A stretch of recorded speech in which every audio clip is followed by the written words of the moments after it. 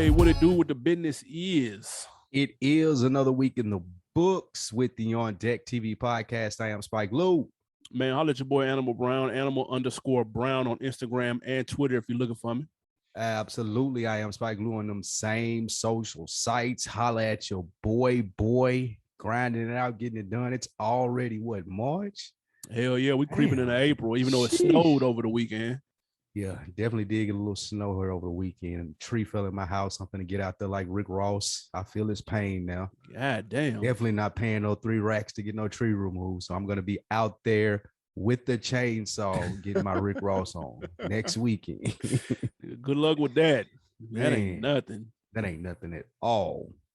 What is something, man, is this show we got coming up. Action-packed episode, doing another double review, man. We couldn't decide on which album to review between that Benny the Butcher, Tana Talk 4, and that Lil Durk. So we said, fuck it, we're just gonna do both. So we got that coming up, as well as Travis Scott being back outside and Mase unretiring for the 3rd time, coming with a Diddy diss record. We'll talk about that. But first, your man's Kanye is back in the news crazy. He's been running the news cycle for the last 2 weeks.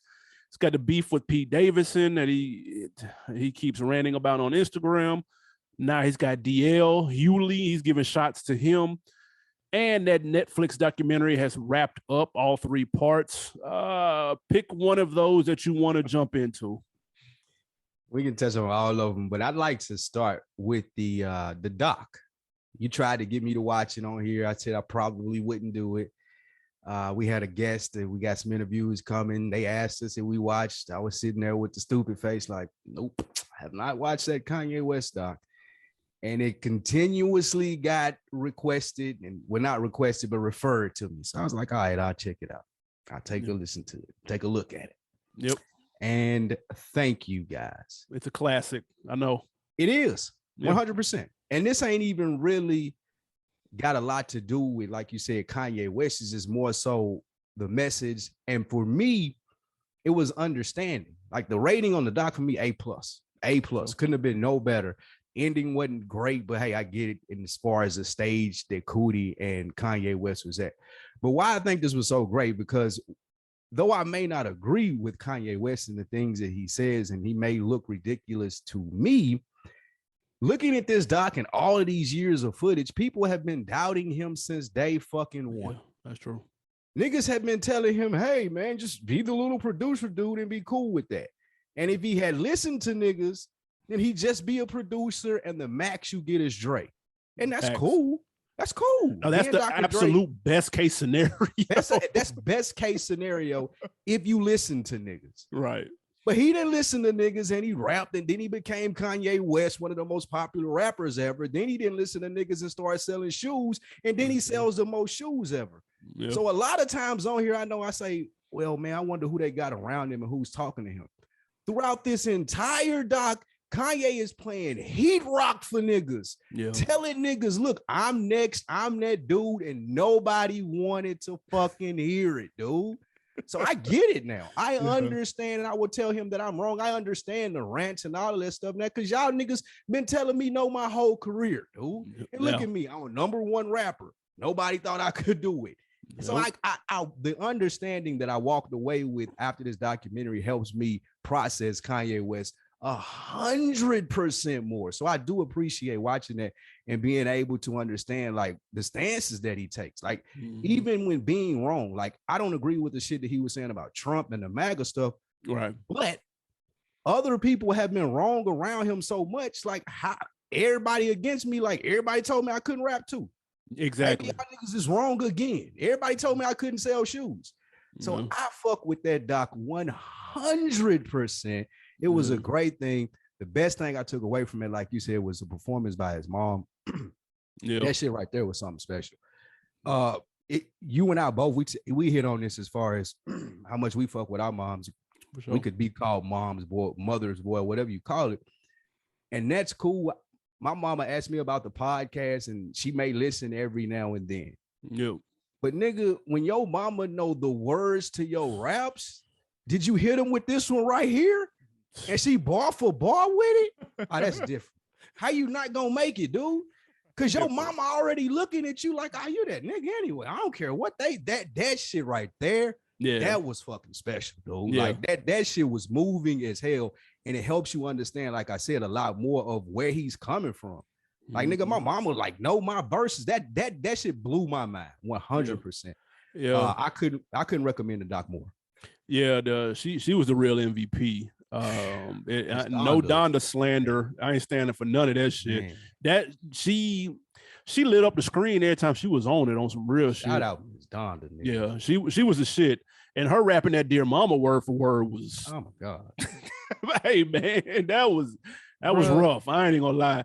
But and then you see obviously the switch flipped when she passed away. You can only imagine, like, that was the only person that really believed in him and never really slighted him, never really told him. Yeah, the first person. Yeah, for sure. The first person to really believe in him. So, and she put that battery in his back to be who he is. So you can only imagine what type of tailspin he was going through.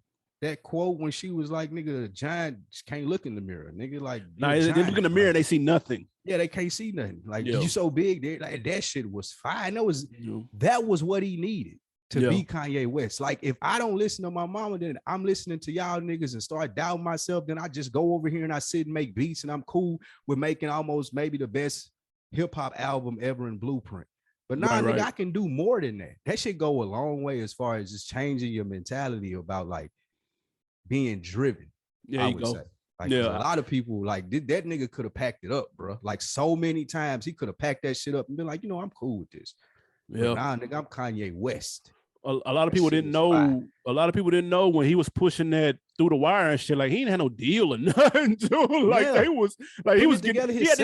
He had to go edit it in the little. They had to sneak into the little MTV thing and making like such a big deal about shit like his name. Like when he was like, "How y'all just gonna put Kanye on here?" Like most people be like, "Dude, why does it matter?" Yeah. And then how he was breaking it down, like, nigga, you don't just put Jermaine on here if you're talking about Jermaine Dupri. Respect my shit, nigga. And that shit just goes a long way. It makes sense now. I promise, like most of the shit that he does and says makes sense now. Again, I may not agree with it, right? Co-sign off on it, but like the shit makes a whole lot more sense now. Yeah, like, I agree, and I'm gonna touch back on that real quick. The beef with Pete Davidson, I'm over it. The beef with quote unquote beef with DL. He's sending threats to DL on Instagram. I'm over all of that. I'm over this whole news cycle. I understand this is his first time being a baby daddy. He doesn't know how to react. I get it.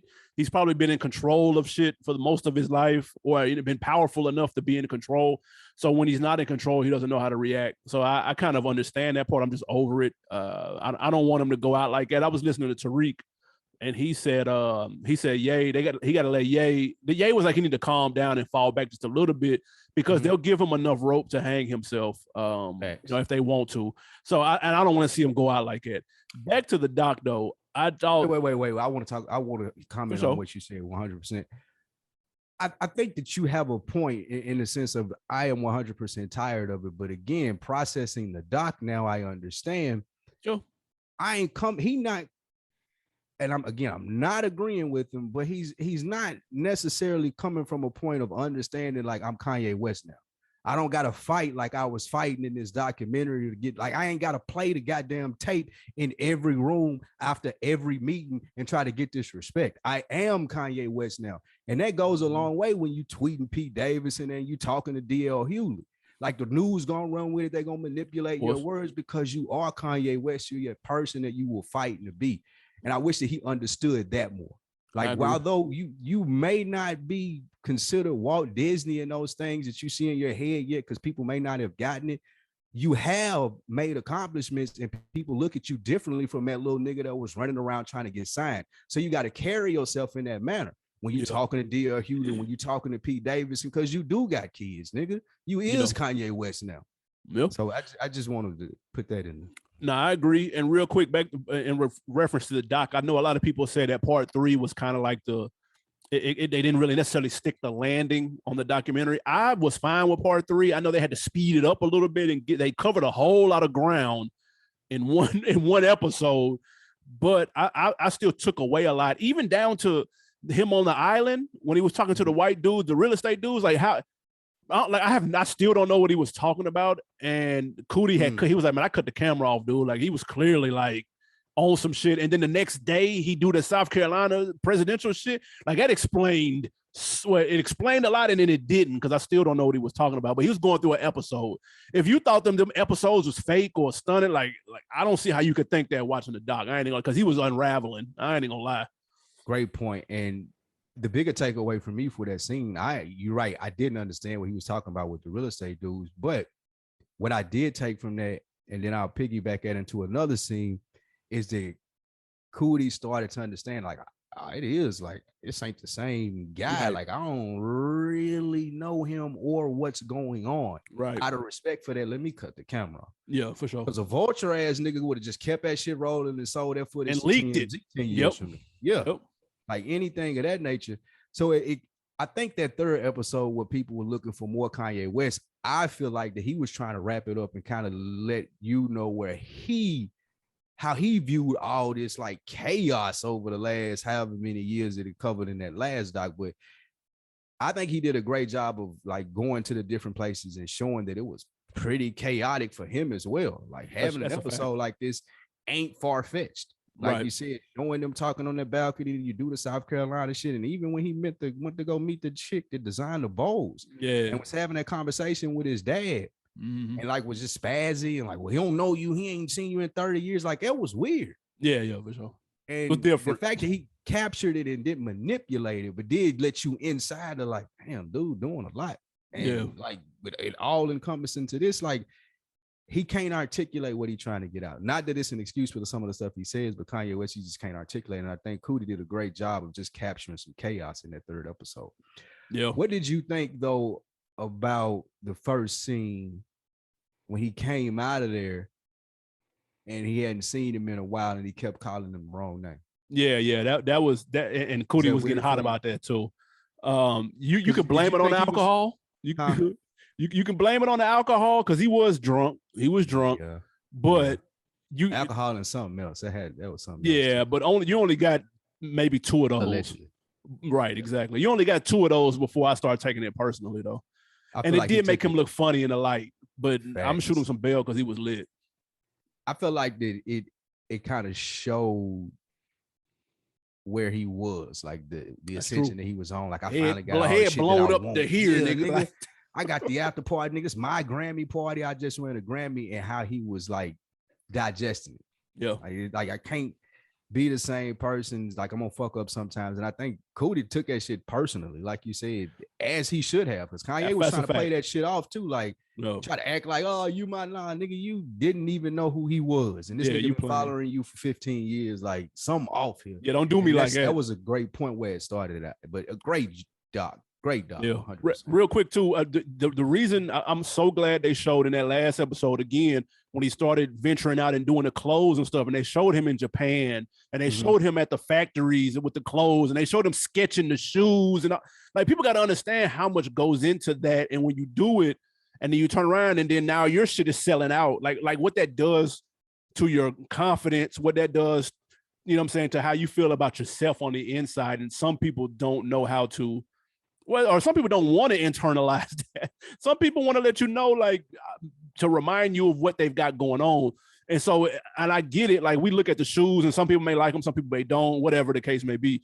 But when you see the nigga, not only the number one producer, the number one rapper, go overseas, draw some shoes, and then they're the number one shoes, like, bro, like, who else in rap has came anywhere close to that? Like, who else, period? And who else was going to what he said, and I want this to turn into some Kanye West dick sucking fest, but like, that's how impactful I feel like the documentary was, and something powerful that he said, though, that a lot of us in our culture need to internalize and work with. It's like, bro, just because I'm doing a lot don't mean you got to dim my light, and it don't take shit away from what you doing. Yeah. Like, bro, yeah, I want to be fucking Kanye West and sell shoes and be the number one rapper. Don't tell me what I can't do, my nigga. Yeah. Don't sit here and be like, oh, I don't know, you may be dreaming too big.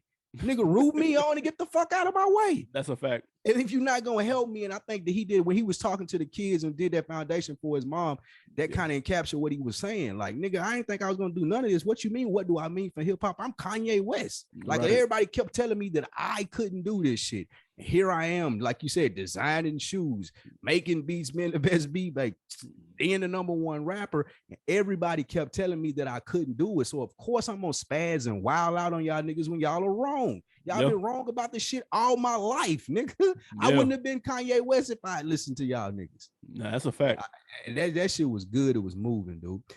But I know people don't want to continuously hear about Kanye West because there's a lot of Kanye West haters out there in the On Deck universe. So we'll move on.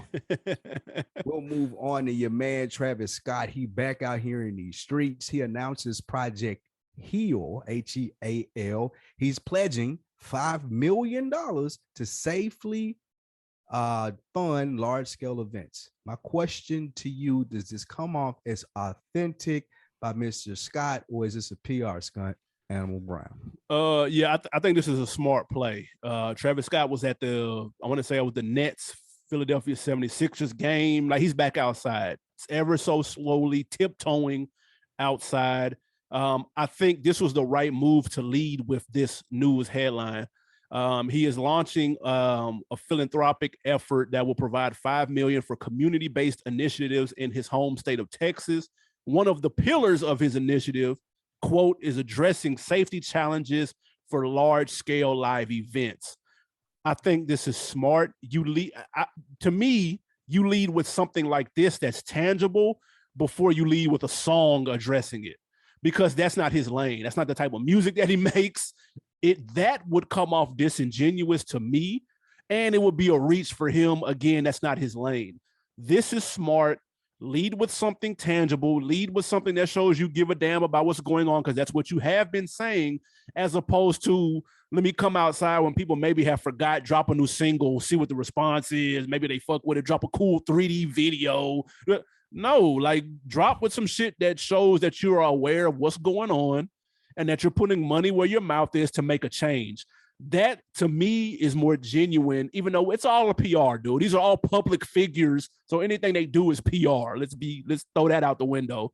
But this comes off more genuine than say a record, even though he is an artist. So I think it's a smart move. Yes, absolutely. This is PR.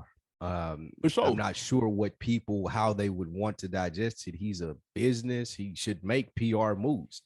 I actually think that this maybe should have happened quicker and separated from any product that may be coming out soon. Like, I hope this wasn't done to kind of clear the slate for you to be able to accept or digest Travis Scott products. So, right. With this being said, you can put this out, you can roll it out. Then I would duck back off. Like, let this all the way blow over, because there are still people pointing out, of course, concert goers that passed and saying this is a PR stunt because they lost loved ones. And you're right. Like I said in the beginning, it is a PR stunt, but that's what you do. When there's a crisis situation in a business, you hire a PR team and you do the best thing to get back in public favor. I'm not mad at Travis Scott from that. And I think that he made an important point in his comments too, when he was saying, I'm an individual. I can take the responsibility that's on me, and I can get out here in the community and try to make it better. I'm not these big corporations, Live Nation, Rock Nation. Since y'all don't want to be on my side, I'm not those guys who kind of throw their hands up because they got good lawyers and they don't have to deal with this. I'm out here, I'm dealing with this. So one of the other things I think that could go with this, as opposed to not just being a PR stunt, but being not a song, but talking more, since you are an individual, and he said that in his statement, being able to have a conversation with about moving forward, how you prevent this from happening. You ain't got to revisit this and take no blame or anything of that nature. I'm not interested in that. But what I would be interested in, how he's grown from this as an artist and able to articulate how this program is going to help. That way people are not bullying him into being in the shadows, and he can get back out here and it not be looked at like a PR stunt. Yeah, no, I agree. I think if you know, or if you followed his career, I think that helps him, because you know the type of artist he is. He's somebody that really cares about his fans. Like, there's a Netflix documentary out that shows you, like, he's one of those artists that really be trying to touch the fans, be trying to sign shoes. He try to sign autographs whenever he gets a chance. He brings people on stage. They get the crowd surf with him. Like, he's always been one of those hands-on artists And so if people know that, then I feel like they would take moves like this and the statements that he's made as genuine, because he's shown his character and who he is, at least professionally. So I do think this was a smart play. I think he is going to slowly start to come back out. I think Nike is low-key rolling out some sneakers. I think that's not confirmed, but I think they're like dipping their toe in the water to see what the climate is. I don't think the Charlemagne interview did what they thought it was going to do. And so I thought it was smart to get low after that and regroup. And they did. And I think it's the smart play. So kudos to him. I don't know. I think it's time. I still recommend a vacation, bro. Like, still take some time off. Like, it makes me wonder what his churn rate for money is. Like, do you have to put product out? Can you afford to take like a year or so off, or do he live so? Nah, he can take a year off. Like, I got to get back into it and start making money. He can take a year off. Well, at worst come to worst, he just live with Kylie Jenner for a year. He should take a year off. Live in her career. Right with Ye, or go live with Ye and put up with his shit for a year or something. But yeah, and he good. Take a year and get out of there. Another rapper that's back outside, Mase, $. Your boy just dropped a new record. It is called The Oracle 2. Is that what the fuck it's called? Yeah. Oh my God. It's called the Oracle. It's called Oracle 2 Standing on Bodies. It is dissing your man Diddy. This is the second week in a row we've had someone mentioning Diddy. Last week, of course, was Freddie P from the band. This is a sequel to his Cameron diss, The Oracle from 2017, which no one remembers. What did you think of the record? Are you here for the return of Murder Mase? More importantly than what I think, what does the congregation think? What do his his church members think? Pastor Mase coming out with a diss record in 2020. I hate this, man. I listened to it. It was awful. I could understand the statement that Puff released last week and was like, y'all niggas get some money. Stop fucking worrying about me and go do what you do. And maybe you could make some money and not worry about what I made off of you because I was a better businessman. The only line in this song that kind of piqued my interest when he said something about Coach K and P and saying that Puff ought to be teaching them. Instead, he teaching them how to rob. So I wonder what that was from, if it was just like a line or a bar, if it was from some inside information that Mase has or QC with what they got going on. So I'd love to know more about that, but that's where it stops. That's where it ends. I could care less. I don't know why Mase is trying to catch a wave, a record, catch fire with dissing Puff. Again, I can understand Puff's sentiment last week when he's like, man, y'all stop worrying about me and worry about yourself. And this stems from, and he talked about it in the song when he was like, well, I tried to buy my masters back from Puff and he wouldn't sell them to me because somebody was making a higher offer. Duh, nigga, this is business. And what I would challenge Mase to say, and like Hov said so gratefully, if you make Hov, then make another Hov. Puff has made several Mases. I ain't seen Mase make himself Mase again since he left Puff. So the whole kit that you use, the shiny suit, the Mase $, all that's Puff. All that is Puff sprinkling that in there. So that's Puff money. All you was doing, my nigga, was rapping and putting the bars together. And we know how much niggas with great bars make if you ain't got the rest of the package to go with it. So him challenging Puff about this my money and this is my shit because I rapped it, still Puff put the kit together, my nigga. You owe him that. And that's how I feel about it. Yeah, that's a fact. The song is an abomination to music. Like, first off, the song is fucking trash. And whoever gave Mase the idea to use auto-tune should be fired and banned from a studio. They like they should be a restraining order that person against studios. They shouldn't be within 50 feet of a studio. Like, why the fuck? Mase sound like somebody that just discovered auto-tune yesterday. Like, what are you doing, dude? That shit sounds horrible. I rarely cut shit off early. I usually will give shit the benefit of the doubt and at least listen throughout. I'm not a big fan of Durk. We're going to review his album in just a second, but I'm going to listen to the entire album so I can form an opinion and be informed on what it is I'm trying to say. I couldn't even finish that Mase record, bro. It's just some slaw. I ain't even get to the line that you're talking about, QC, dudes. That was like the first 20 seconds, though. I got out of there in 19 seconds, then. That motherfucker, that shit was garbage.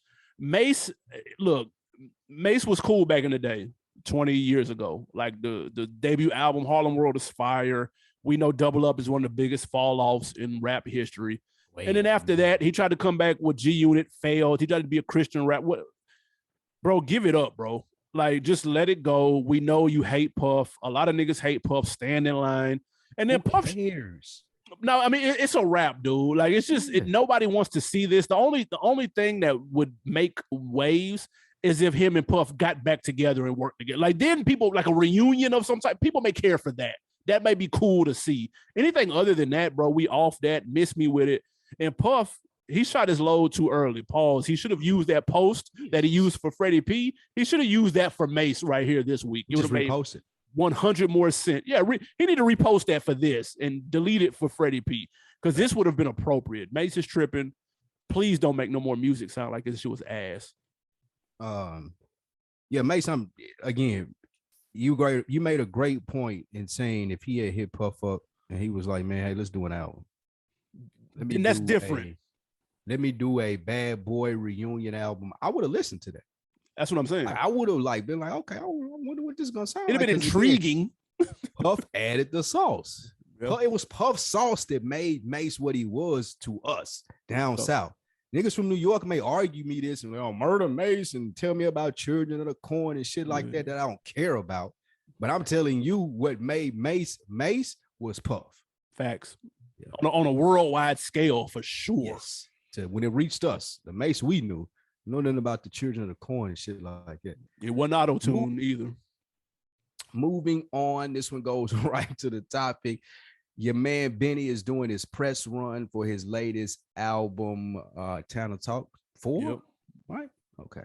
And during this press run, he was asked his favorite top 3 drug, quote unquote, rappers. Okay. You take a look at his list. Did you agree or disagree with it?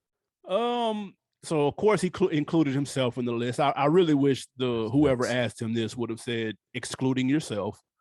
That would have made for a more interesting list. But he said Jeezy and Jay-Z, and of course himself. If he's gonna be realistic, he can't put himself in there. He can't. That's what I'm saying. Like, I wish they would have clarified that for him, but they didn't. So here we are. Jeezy, Jay-Z, not having Pusha T in this top 3 is blasphemous. He's clearly top 3 in this, dude. Like, I'm super mad at Benny. He should have said that. He should have said, obviously, nigga, me, ha, ha, ha, ha, ha. No, here's the real top 3. And then said Pusha T first. Not doing that was disrespectful, and I'm hot at him. So I'm putting Pusha T in there. You can rotate a couple of people. Jeezy, obviously, but I'd argue Rick Ross's discography is better than Jeezy's, though. But, you know what I'm saying, Jeezy had a bigger impact. So, I mean, I could rotate those two. And, of course, Hove talks that shit like nobody else. So I'm not mad at that. I would have said Jeezy or Ross, Pusha T, and then Jay. With all due respect, Benny or any Griselda rapper would not have been in it. You were doing great until you said Ross. That's not true. Like, Ross rap, like, to quote my guy Glasses Malone, Rick Ross is a fantasy rapper. And that's great. It's all of these niggas are. Awesome. That's true. That's true. All of them are to an extent. Okay, this is rap. But the footage that we've seen on Jeezy and the lure around Jay-Z certified him. I think that you can't have this list without those two. And the third, you're right, it's Pusha T. Like, it almost makes Benny look like he's hating by not saying Pusha T's name, because when you say drug rap, that's probably the first name that you think of, or Jeezy. And if you're a vet, then you throw Jay name in there. Fact. So the list, before you get to anybody else, is Pusha T, Jeezy, and Jay-Z. That's it. That's the list. It may be some new young niggas that I don't know about that's in that Talk Deep. Cool, but those are the 3 that I know. So who's the 4th then? If it's a Mount Rushmore, who's the 4th? Ross. Exactly. It's gotta be, bro. Ross really don't talk like they talk. Like, Ross don't talk drug talk like. Well, he's not as good of a rapper as Jay and Push. That's number 1. Who? Ross. Well, it ain't got nothing to do with bars, really, because Jeezy is number 1 on this list, and he ain't the worst rapper. Would you like he's the number 1 drug talk nigga, period? Yeah. So the number 4 is a good question. And you overthinking it, nigga. It's a good answer. Is Rose, nigga. Dude. It's not Rick Ross. His discography is like too that. heavy. Ain't the same thing. It ain't the same type of drug rap. Rick Ross don't have to be. Rick Ross is like a movie drug Pusha rap, T dude. and Jeezy aren't the same type of drug rap, bro. But it's truthful. Those are documentaries. Rick Ross is like a movie, dude. Jay is like a silent film with the drug rap, and like you don't know it, like what's true and what ain't. It was just some old shit. You like, okay, we get it. It's new. It's different. G and Pusha T are like documentaries, and Rick Ross would be like, if you're gonna put a fictional film in there, then I guess Ross would be for the only and that ain't hate neither. I ain't saying that from a sense of, oh man, he didn't sell no drug. I ain't saying it that way. Yeah. I'm just saying the way that drug dealers process and listening to that music, it ain't a lot of niggas that have sold drugs the way that Rick Ross is talking about it. More niggas have sold drugs the way that Jeezy is talking about it, or Pusha T is talking about it, or even Jay-Z has talked about it. And a dark horse probably would be Gucci Mane. Like all his mixtape shit, like the mixtape shit that he talk about, or even T.I. T.I. okay. Maybe, but he's just so versatile that you'd have to like look real hard. But that's why that's the only knock on Rick Ross is that he didn't stay in that lane this entire time. He's been on more some ball shit lately, whereas Pusha T has never really switched it up, and neither has Jeezy really. Obviously, Hove has too, but he's looked at as the GOAT by a lot of people, so he's just gonna be in there by default almost. Thanks. But that was a good, again, even in Mount Rushmore, Benny's still not on it, respectfully. Yeah, respectfully, he still didn't make it. Still didn't make it. Yeah, this niggas is put in some work for you, boss. Oh, but that's a good question though for the on deck, because you guys let us know who's the fourth person on the drug dealer rap Mount Rushmore. You may make on deck of the week with that fourth person. A good one makes on deck of the week next week. Yeah, I definitely like the question. Speaking of Benny, man, moving on, he dropped his long-awaited Tenor Talk 4 project. Tenor Talk 3 is considered his strongest project. That's kind of really where he kicked the door down and really took off. And then Lil Durk also dropped, man, 7220 dropped his long-awaited album. It was supposed to come out on 2/22/22, but it got pushed back. Durk has been on fire lately. Which one of these do we want to talk about first? We'll get the Tenor Talk. Yeah, we can get the Tenor Talk mixtape out the way. What were you expecting coming into this off of that J. Cole single, and what did you think when you listened? I was expecting from Benny to continue to stay in pocket. Like you said, that last Tenor Talk was damn near a classic. So slick. I felt like he was going to keep the brand up. When he pulls out Tenor Talk, I know it's going to be, though these guys drop a lot of material that I've complained about before, I know that this will be some of the stronger stuff just because of the brand Tenor Talk that it is. So I've had high expectations, especially when you got J. Cole murdering the single for it on Johnny P's Caddy. So I had high expectations for this. What about you? Yeah, for sure. Benny has been cooking lately, that Burden of Proof. I think I might have had it as the #1 album of 2020. If I didn't, I know it was top 3. The Plugs I Met series is going crazy. So yeah, he has set the bar for himself very high when it comes to projects. So I was definitely looking forward to that Tenor Talk. Although Cole had a better verse, I still will stand by. He washed him on that record. He still did his thing, and the song is still dope. So watched him kind of implies though that he didn't like rip it though. It was J. Cole. That's really more testament to how impressive Cole verse was more than anything. But so I was looking forward to this. When I listened to it, I liked it. I felt a little underwhelmed, just a little bit, not nothing crazy. There were some things that I immediately associated with, that I immediately jumped out to me that I leaned toward. And then there was a couple things on there that I really wasn't feeling. But overall, when I listened to it, I liked it. I just didn't love it like I hoped I would. And so I had to give it a couple of spins to let it marinate. What did you think when you first heard it? First listen to it, same takeaway as always. Damn, nigga ripping it. Like that's clearly appreciated the features that he had on here. Stove God Cook went off. Bodie James went off. Perfect Diddy feature. Kanye on the Tyson versus Ali. The features were great. Yeah, that was one of the things that I noticed as well, with the exception of the 38 special. We'll get into that with my dislikes.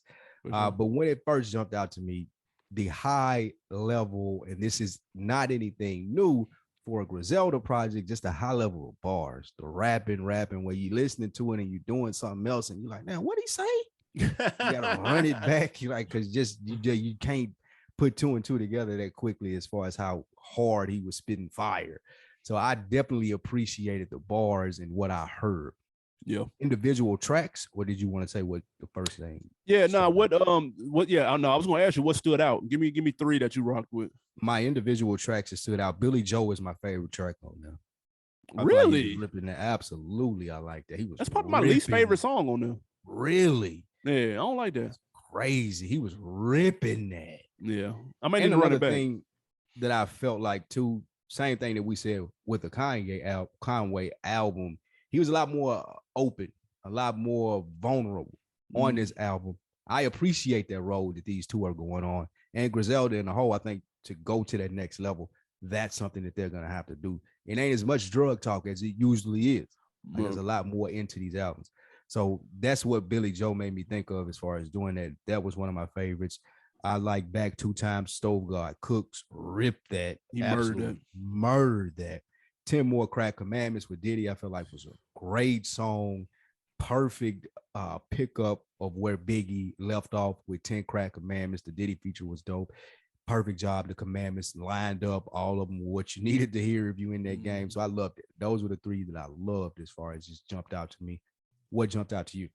I did. I really liked the 10 Crack Commandments joint. Yes. I thought that shit was fire. I know people have sampled that in some ways before, you know what I mean, or flipped it in other ways, but I think this is one of the better ones. He was spitting on there, like, and then the Puff wasn't in his usual, super loud, super braggadocious. He was just doing enough in the background. I thought that was a nice touch. That was super dope. He was spitting. He was definitely in his Brother Love bag. Yeah, there you go. His Puff bag. He was in his Brother Love bag, tuned down just a little bit, but it still worked. I thought Weekend in the Perrys with Bodie James, that's a classic Griselda sound with the loop on on repeat. I thought that worked very well. And I really like that number 8, Thoey's Revenge. That shit is fire. Like that. Maybe because that's why I don't like the Billy Joe, is because I fuck with that song so much that I was a little bit let down by the follow-up joint. Like, it was hard to follow that one up. So those three really stood out to me. Obviously the bars, you're gonna get that, and obviously you're gonna get good features because he stays in good company. So I definitely, those are the three that stood out. What on here did not work for you? Man, that 38 special. Like, I can't. You are usually the person that don't like the voice or how they sound with the Bootsies. Like this is like Bootsy to me. Like you say about Bootsy, I do not like how he sounds, dude. Like, I get it, he be ripping it. The words, the bars are cool, but not cool enough for me to be like, I'm listening to it 30. It's just, I can't. Okay, he got some shit too. He got some shit. I've heard he got great albums. It's just like that throws me off. It's too New York for me. That was the biggest one as far as what didn't work for me. I didn't like the song with Westside. That wasn't it for me either. And I didn't like how he ended it with Mr. Chow Hall. Like, it needed a more grand of an ending for this series. Like, it just kind of went off and the next song started playing in my playlist and shit. So those were the three that I would say needed a little work, but again, still pleased with the album. Agreed. I thought that was going to be my negative, was the closing. I thought it kind of stumbled to the finish line at the end. It tailed off. The first half is clearly stronger. Like, it's not even close. Starting with 9, 10, 11, 12, it just kind of was like, kind of tripped to the finish line. I'm like, yo, like, not to say it was just like garbage. Like, I ain't even gonna do that, but like, listen, I was fucking with it strong up until that point. So that would be my takeaway. Usually they're pretty good with that. They usually got like a fire skit or like a fire movie drop, or they got something. Somebody talking on the voicemail about how they was running it on Montana Street or some shit. They got something.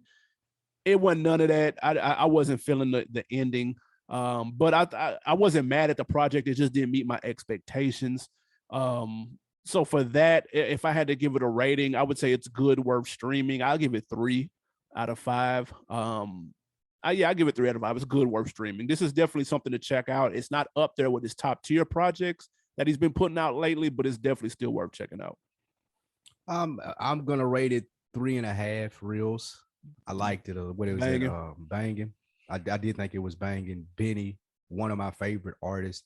Still think that he has growing to do to get to the next level that we want to see him at as Griselda fans. But I think this is a good stepping stone. Again, like you say, I agree. Not one of the stronger products or projects, but definitely worth my time. And I thought it was banging. Man, another artist that dropped, and I see how people try to pit these two together, which I thought was lame as hell. People try to be like, man, you dropped on the same day as Durk. Well, what are you trying to say? It's like, what? What are you talking about? They're not even in the same lane. What do you stop? We just are so versatile here at the On Deck TV show. That's true. We can do both. That's true. Lil Durk, 72. Only here for Tana Talk. Goodbye. You can fast forward to these W's and L's, but Durk has been hot. He's been on fire lately. He's been on collab albums with Lil Baby, who was also on fire. Big Boy feature on Drake. So he's been killing shit. 7220 is the name of the project. It's on pace to sell 120, 130,000 first week. Very good numbers. What was your expectations coming into Durk? Because we rarely get to talk about Durk on here. We rarely get to talk about him. That's kind of out of our age bracket. Not really what we listen to over at the On Deck TV podcast. Not due to really lack of quality. More so, it's just, for me, it's just not in my age group. Yeah. With that being said, if you have a strong year in hip hop, it opens up more doors and ears for you, because people are going to wanna and start to wonder, well, what he sounds like. I've never listened to a Durk project in full until this one and reviewing it for this show. And like you said in the opening, the only reason that I listened to it is because of the year or two that he's had. Been killing all the features, been seeing him different places. He's putting a good product out there. Right. So of course I'm going to check it out, and that's why he's on pace to sell 100,000. So that's what I was looking at going into this album. How are you going to turn this popularity that we've seen going from Durk that's just for the niggas, the drill people and fans that like Durk, into being a superstar and one of the leaders of the next generation? What is the product that you present to people? That's what I was looking for. Yeah. So I have listened to Durk before. I listened to when he first came out, when he was on the Chicago drill shit. This was before the dreads and all of that, before the blonde dreads, before he moved to Atlanta. I had listened to him. I also more recently listened to the collab joint he had with Baby. It didn't move me. Like I said, we don't talk about him much, but the times we have talked about him, I let it be known I'm not a fan. It's just not my type of music. Durk is almost 30, so I'm not going to sit here and I don't think it's necessarily an age thing, even though he's obviously talking to a younger demographic. You're almost 50. That's 20 years. That's a 20-year gap. I'm 28, so that nigga older than me. But I'm just not a fan of his music, man. It's too much auto-tune. I do like when he takes the auto-tune off and goes back more to like the OG drill sound, the Chicago drill shit that he was on. I'm actually here for that. I think he does that pretty well. You know what I'm saying? But this whole melodic, sing-songy, I'm clearly rapping off the top of my head, line for line. Like, bro, I ain't really here for that, generally speaking. But I definitely wanted to give the album a try. Like you said, he's been on fire lately. So I'm like, man, let me check this out. And when I first listened to it, it was exactly what I expected. The songs that didn't have that much auto-tune, I leaned toward. And the ones that did made my ears bleed. I was just really ready to turn the shit off, dude. But again, I stuck through it. Listened to it a couple of times, you know what I'm saying? But bro, it's not for me. I think he's supremely overrated. And there's a handful of joints that I bang with, but that's really it, though. What were you thinking when you listen? Well, this being again the first Durk project that I probably listened to in full. I did check out the Lil Baby and Durk joint. I forgot about that. Yep. I couldn't believe that I was this impressed by it. Like, this is one of the best albums that I've heard this year. That's nuts.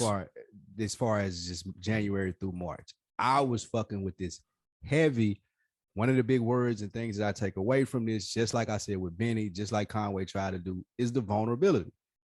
Like, I'm not here for Durk and the drill and talking about killing the ops. And I don't care about you and your ops and y'all warring in Chicago.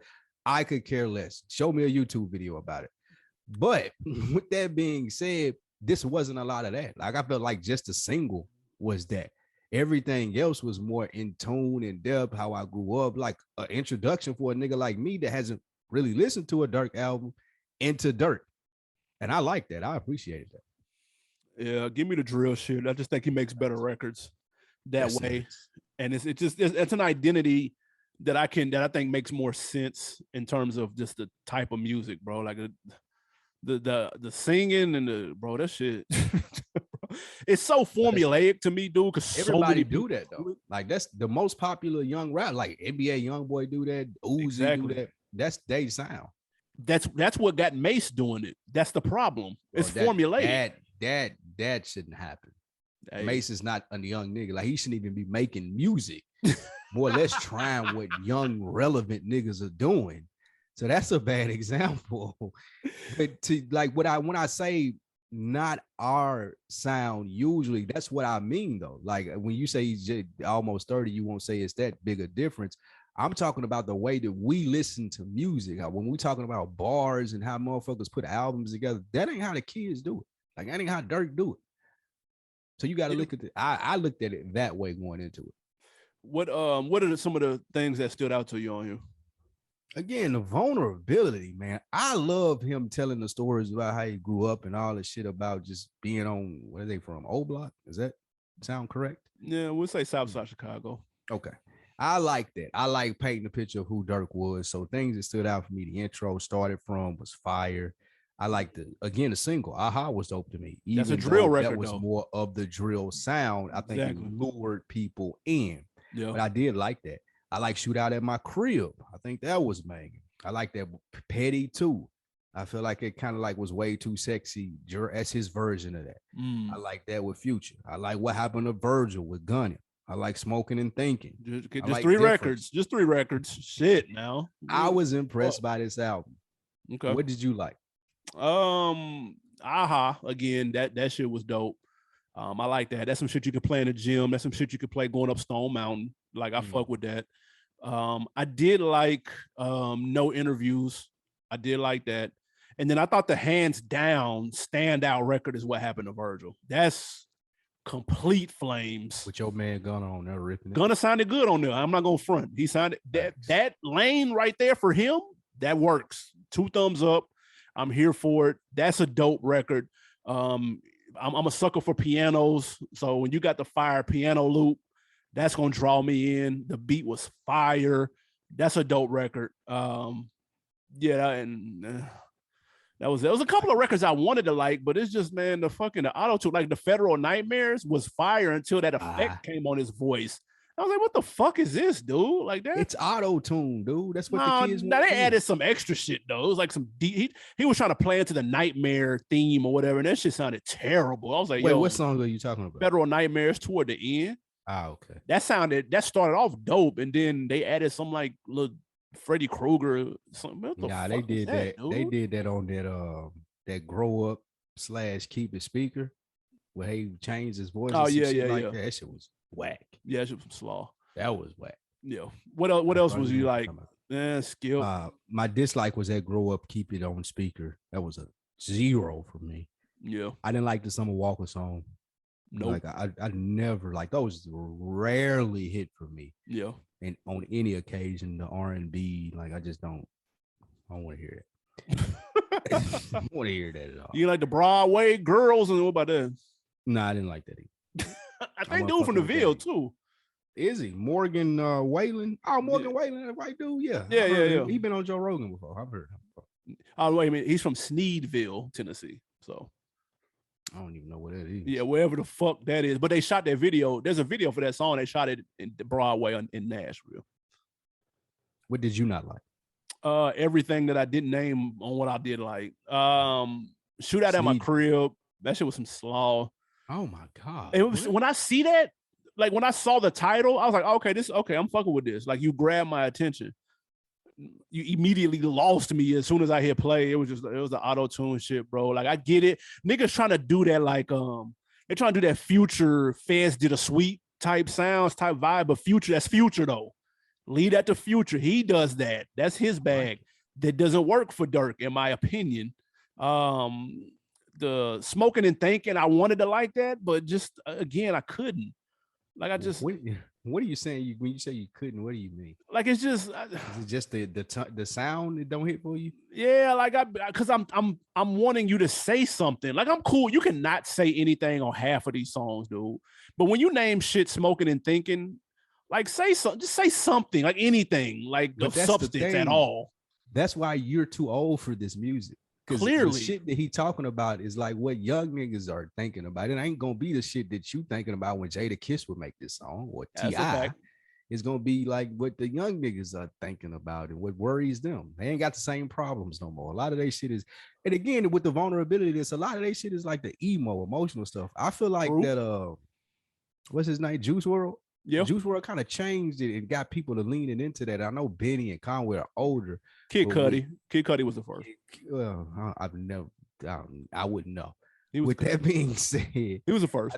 I think that Juice WRLD being from Chicago and being an example for Durk, I think that's the reason that he was kind of being more, letting people in more, even though you didn't get it and didn't think that he was letting people in. He was just in a young nigga way, not in a 40-year-old way.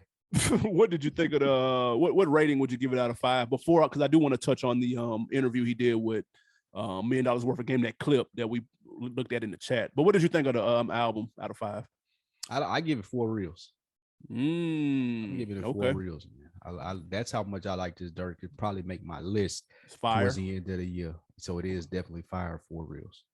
Yeah, it's not that at all. I'm gonna give it 2. It's some look cool. Oh, wow. Just some look cool, man. Like, bro, like, listen, I've tried to get into him. I've got a couple of joints of his on my playlist for Stone Mountain. Like, I got like 3 or 4 on there. I got a Chicago playlist, and I got 3 or 4 Durk songs pre-move to Atlanta. Like, I got old block Durk shit on my shit. Like, and I fucked with that. As the young cats would say, you're not hip, OG. Clearly. I'm gonna stay unhip, but for this sound, I'm gonna listen to Future, and I'm gonna let the younger people listen to Durk, dude. I'm good. But the clip that we looked at in the group chat of $1 Million Worth of Game, where Wallow kind of broke down in tears, explaining his brother's murder and how he had to forgive the killer so that he wouldn't keep the cycle of killing people and then ruining his life in the process. He was trying to speak to Durk and the people that was in the room, because if you haven't seen it, what was it, about 15, 20 deep in the room? Yeah. And so he was trying to get that point across, or that message across to them, that they are worth something. Their life was worth something. They shouldn't throw it away by continuing the cycle, even though, your man next to you may have gotten killed or something by the hands of someone else, and you may want to do something about it. Do you think that was effective, in your opinion? Do you think that was an effective way of communicating that? Like, did out of the 20 people that was in there, how many got that? How many picked up on that? Man, probably Durk. That's it? Because if I don't know. I didn't. The rest of them niggas had ski mask on and all that shit, right? Like, it was young niggas, I'm assuming, that run or hang with Durk. Right. But I feel like the path that Wallow was painting, or the picture that he was painting for him, Durk maybe could see himself doing that because he has a lot to lose. Right. Those other dudes in there, again, I don't know them. I don't know what they got going on. You're just another nigga talking at an interview to our big homie who is Durk. I'm assuming how they taking it, because essentially that's what they around for. Like, that's what they've signed up for. Like, the beef and the keeping whatever they got going on. And I'm not saying that it's right. But listening to Wallow and him being like, man, y'all should ignore it if the ops come kill your homeboy. Like that he may as well have been speaking Chinese. Like that ain't even gonna register to them. Because the thought process is, well, if that ain't the case, then what do we do? Yeah. And Wallow did a good job of laying it out there, but you gotta, and it ain't no fault of his. I'm not sure how much time he had with him, but those little niggas don't know another way of life. And I don't think one conversation opens it up for them. They got to see it. They got to see. Like, they're seeing it with Durk, though, bro. They're seeing it with Durk. Durk had $1 million cash in front of them. Right. They're seeing that other way with him. No, I'm saying Durk had $1 million cash. How many of them have access to that, though? But if they do have access, how do they get access to it if it ain't riding for the ops? Like, all them little niggas don't rap. What they doing there? Like I feel like they've chosen that path. But he did say that. Huh? He did. Wallow did say, if 3 or 4 of y'all rap, everybody in here needs cameramen. Everybody needs editors. Everybody needs niggas that do this. Niggas that could, they control the emails. Like he did lay that out. I watched a little bit more than the clip that was in the group chat. I went fast forwarded because I couldn't do the 2 hours. But so I listened to a little bit more prior to and after, and he did lay that out for them. He said niggas can have roles. That's a good point. And again, that's Wallow lane, the motivational speaking, and it's dope to do. To put it into effect, like what you just said. I got to pull Durk to the side. I got to tell him, hey, man, what dude do right here? All right, we need to get him on the emails. We need to get him on the booking. We need to get him on the tour manager shit. And if you need niggas to come in here and show these niggas how to do it, then I get you access to those niggas. But all of that, but again, I know that's what Wallow do, but telling the nigga that and they don't see it or know of another way that they can directly access to do it, it ain't gonna hit or it ain't gonna affect them, I don't feel like. Unless Durk put them to work. Durk gotta be the nigga to take the gun out of their hand and be like, nah, do the emails. We not gonna worry about it. It can't come from Wallow. It gotta come from the nigga that they looking up to. Gotcha. And again, like Durk is talking to Wallow, and Wallow, he may take that information, be like, man, you know what, you're right. I'm gonna implement this plan. I'm gonna put this into effect and make sure every nigga in here got a roll in 300 or whatever the name of that shit is. Right. Like this nigga do this, do that. But until Durk do that, I don't think it really registers. Yeah. Like, niggas need something to do. Yeah, the OTF is that shit he repping. But I made a point to look at. Shout out to Wallow for trying though. Like you can't, and that's one thing that I took from that Kanye doc. Like I'm not shitting on niggas for trying. Ever. Yeah, for sure. Not 100% was shitting on Kanye West, and all he was doing was trying. So shout out to Wallow for even trying to put that message out there. And if it did change one of them little niggas' life, I clap for him. And maybe it's not meant for the people in the room. Maybe it's meant for somebody that watched it, bro. Who knows? But I will say this. You're right. I did make a point to look at their faces when he was talking, though. They was all locked in, bro. Like really? I'm not saying they may have hit. Hey, they were locked in, good, though. Man. He good. He has a captivating voice, and like the nigga even cried. Yeah, I ain't saying that wasn't authentic or nothing. Nah. Like I think that's how tapped in he is. Yeah, and that was again referencing back to the Kanye doc. When you are tapped in like that, it's hard to deny that energy. Like people feel that shit. That's true. And it either makes them uncomfortable and want to get away from around you and kind of shit on what you're doing, or they gonna get down. Yeah, like it's either one or the other. And that's what Kanye problem was. Like all of this energy make you uncomfortable. The only person that matched it was his mama. Yep. Yeah, like I agree. The same shit with Wallow. Like y'all niggas, y'all feel this energy, and if y'all gonna do something with it, cool. Yeah. I guarantee you, if we talk to Wallow right now and asked him, hey, did any of them little niggas holler at you at the end of that? But I guarantee at least 3 of them came up to him and was like, damn, OG, that shit crazy. Like I guarantee they were too locked in, bro. Niggas wasn't even blinking, listening to dude, bro. Like shout out to I follow Wallow. I follow damn, that's a lot. Follow Wallow. Yeah, follow Wallow on Instagram. Yeah. I like what he does, man. Shout out to him. I hope he continue to do it and motivate other brothers to just be motivated in general. Like shout out to him for that. Absolutely, man. Let's get to some of these wins and losses, or wins or losses. We have a W or an L. Pooh Shiesty back and forth in court. His net worth was revealed during this last court hearing to be $3.449 million. Is that a W or an L? That's a W for Pooh Shiesty. One song, 3.4 million. That's true. I like that. I think that's a W. A W that he has there, but an L that people actually found out. And now people are gonna be hitting him up for money. and that the case was the reason that this was brought into court was because they were trying to say, why would he? Because right now he's on the he's in the court for a robbery, and they're saying, why would he rob somebody if he's worth this much money? So that's what the lawyers are arguing. He also had $40,000 in cash on him at the time of the situation. So they're like, why would he rob a $100 drug dealer and he's sitting on M's? This is an L though, because we didn't find out his net worth from a bank receipt that he went to the bank, or from the from the car lot dealer that he just came from. We found about it in court because he's facing 8 to fucking life or whatever the case may be. That's why it's an L. But again, this is why niggas are rapping, because you can have 3.4 off one song, which is that's a strong case though. Like my lawyer, that's a good lawyer. That's a strong case. I got 3.4 million or however much is in the bank. Like, why am I robbing? That's a good point. W or L XXX Temptation, his documentary Look at Me is dropping on Hulu June 10th. Are you here for it? W. I'm here for it. Hulu does a great job with the documentaries. I just watched the one about Anna. Okay. As far as it, well, no, it was on 2020, but it was on Hulu. With that being said, yeah, I want to learn more about XXX. I'm not really into his music, but I would like to know how he was so impactful. So I'm definitely gonna check this out. Yeah, this was super delayed. This was supposed to come out like 2.5 years ago. He died in 2018. I was a fan. I was looking forward to what he had going on. He was only 20 years old. I think he had just turned 20 for a couple of months.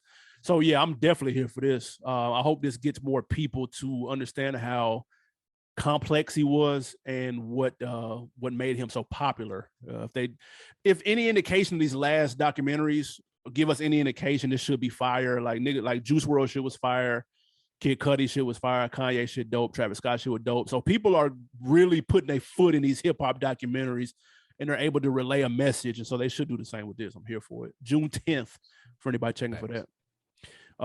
Last one, W or L. Quavo is trying out for the Wesley Snipes role in the new White Man Can't Jump reboot with Jack Harlow. Are you here for that? I'm here for it. I like to. Quavo a pretty funny cat. So I'd like to see that. I want to see how that plays out, though. I like seeing our new generation of hip hop guys getting in movies and shit. So I'd like to see that. I don't know if it may. Who else they gonna put right there? Like Freddie Gibbs? He doing his acting? Yeah. Freddie Gibbs play? I don't know. That's the thing, man. You can't. It's a reboot, man. A reboot of a. Would you consider the first one a classic? Yeah. It's a reboot of a classic. For real though. Huh? It's a reboot of a classic, so you can't be out here playing. That's you already casted Jack Harlow. You might as well double down. I'm saying I'm keeping that energy for him too. Like I hope they say he bodied his fucking tryout or whatever. I hope so. Yeah, I want somebody good though. You're right. I do want somebody good. Hopefully Quavo can be good in it because I'd like to see that. But my preference would be someone that's gonna body it. There you go. I'll say that. It can be a no name, bro. Like we ain't got to go all names and shit, dude. We ain't got to do that. Body. Quavo can be one of the niggas they play against or something. There you go. If he's not up for the role. So they're gonna put him as man number 2 in the credits and shit. He gonna be the dude that go get the strap out of the stove when they beat him out the fence, nigga. It's gonna be a different scene. It's gonna be in Atlanta now. They go get the strap out the stove getting beat in Atlanta. Hey man, on Decker of the Week, we're going to YouTube. We've got 2 comments. Shout out to Bakari. He commented on Rap Daylight Savings episode. He said Game still feels salty about Dre choosing 50 over him when they first beefed. I low-key understand his stance. So shout out to Bakari. And then the second comment, shout out to Travis Adam. This was in regards to the Paid in Full 2. He said, yeah, Dame needs to leave that story alone and come with something new. Give us a movie based on the story of another known crew. We don't need to revisit Paid in Full crew. So those are the 2 comments. Big shout out to both of y'all. We appreciate that. Absolutely. Shout out Bakari. Shout out, what was the other name? Travis Adam. Shout out Travis Adams on Deckers. We appreciate you. What you putting us on this week? My guy, speaking of, you spoiled it. Freddie Gibbs is in a new show on Peacock. It's called Bust Down. The show looks corny, but Freddie Gibbs is in it as my guy. So I want to check him out. Shout out to my guy, Big Jeff, said he was doing his thing. Freddie Gibbs, man, most talented rapper out right now. Let me tell you 2 things that will steer me clear of a TV show. 1 is Big Jeff's recommendation, and 2 is Freddie Gibbs playing it. I will never watch this. Nah, he's funny. You don't know him on Instagram, and he's funny. Now, Freddie Gibbs is funny, but Big Jeff does watch terrible TV. Terrible TV, Jeff. What you got to put me on? Speaking of terrible TV, Jeff, he joined me on one of the SnowSchool episodes. Shout out to him and that podcast, cracking the top 100 with the review shows, man. That's big for us as independent podcasters, man. So you guys keep listening and supporting SnowSchool. Link in the bio. Put on for the week is another TV show. It's that Severance on Apple TV. Premise is fire. You go to work and you can't remember anything at work at home, and you can't remember anything at home at work. I'm 4 episodes in. They are cooking. It's getting better. It ain't start off just great. It's a real slow burn. But I like it. They got your man from Ozark, like the knockoff version of him. You know who that is? I can't Nah, think of him. he was in Ozark? Nah. He's like the True Value Oh. version of Jason Bateman to me. I can't think of the dude's name, man. But he like Jason Bateman, like the Walmart version. But he body in it though. It's really it's cool, man. I just want to see how it ends up with Severance on Apple TV. Yeah, his name is Adam Scott. Adam Scott. Yeah. Definitely I forgot he was on something that I can't remember. Yeah, was it The Office? He definitely wasn't in The Office though. Really? I don't think so. He was on Big Little Lies, but that ain't how he got on though. He was definitely. Yeah, he played your girl husband on Big Little Lies. He played Drew Barrymore husband. He sure did. Parks and Rec. That's how he got on. Okay. Which is the same difference as Office. I'm gonna check that out one of these days. It does look interesting. Shout out to Severance on Apple TV Plus. Hey man, make sure you guys are, if you're watching this on YouTube, you hit that like button and subscribe and leave a comment. We appreciate y'all tapping in on the YouTube comments. Y'all been turning up lately. Good looking on that for sure. Absolutely hit the link in the description too, man. Copy some merch out here. It's almost short sleeve season. Absolutely. We're gonna have some new flavors for you up as we speak. What else before we get out of here? Hey man, you hit everything on the head. We appreciate you guys joining us with the On Deck TV show. We out. Yes, sir.